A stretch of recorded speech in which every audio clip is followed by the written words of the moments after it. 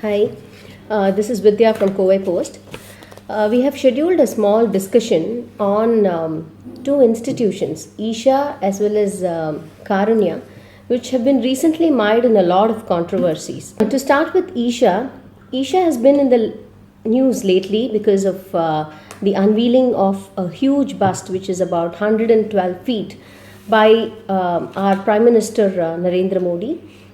The unveiling witnessed a lot of VVIPs who had come into the textile city Coimbatore, and also it had witnessed severe public outrage because the activists and the NGOs did not want the Prime Minister to come and unveil a statue which is completely shrouded in controversy.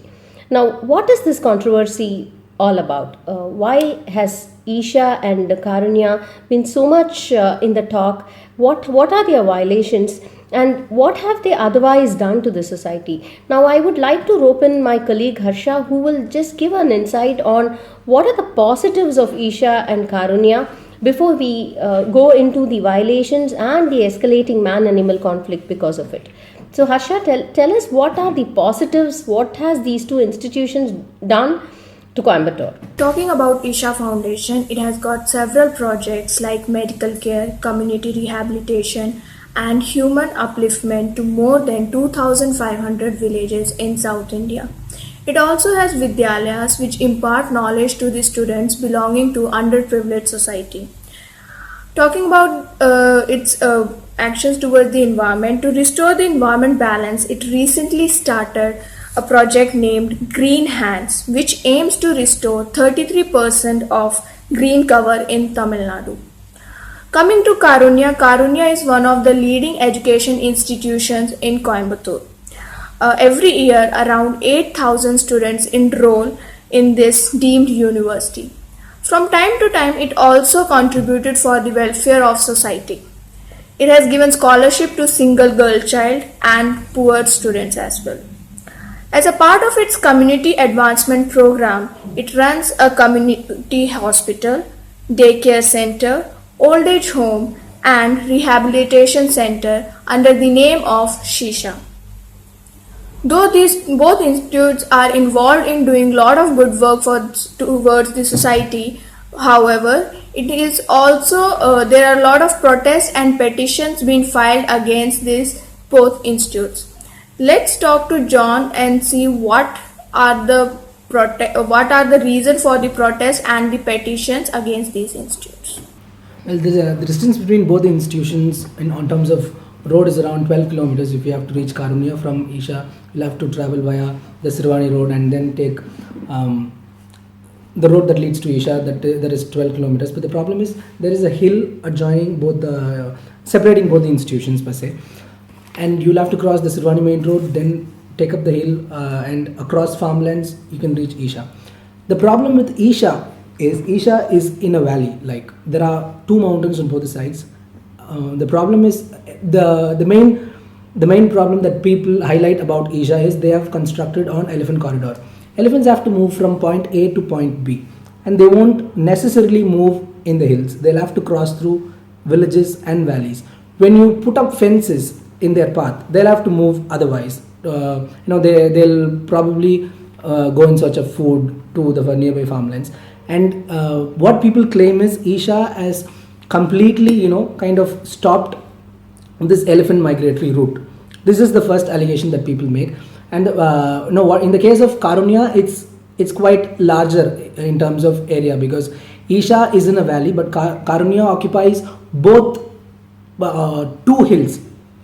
To say they have properties on the left side of the Sirwani main road and the right side, and you have conflict on both the sides because of elephants. And in terms of land encroachment, Karunya, according to a case that is pending in the court, they have around 59 constructions which are yet to get approval from both Haka and DTCP.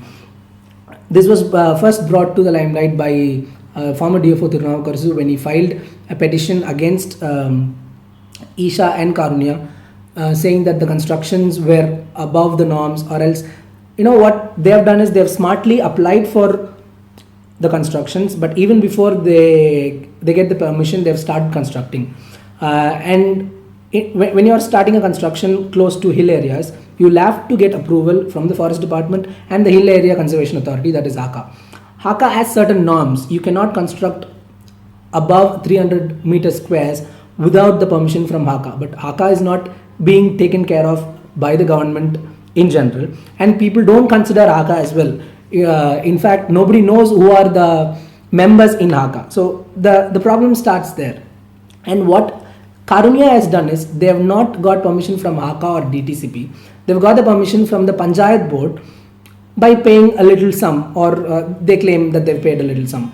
And what the court order says is that they have not paid any sum that is necessary according to the rule of both HACA and DTCP norms. While Karunya has around 59 institutions, 59 constructions, the problem with Isha is in terms of land. You cannot say that they've constructed so many buildings, but they have properties on certain canals, they have properties on certain riverbeds, they have properties on certain lakes that previously held water. When the waters have dried up, they've obviously encroached the area. What one needs to do is, though the case is pending in the court, we'll have to identify whether those water bodies are natural water resources that have been there for a long time, because the major tributary in that area is River Noyal, and other rivers they contribute to this big lake. Thank you, John. So this goes to prove that both the institutions have engaged in a lot of violations, be it the HACA norms or DTCP. The issue, as John pointed out rightly, is that they had started construction even before they have been able to get the due approvals. So they've all been visibly in a hurry to start with constructions. Even recently, Isha had received notices from the High Court regarding illegal constructions, which was in the news, and all of you would have seen it. So we would keep following it, and we will come up with another video regarding the same, perhaps in depth, regarding each of the violations of both Isha and Karunya. Until then, thank you.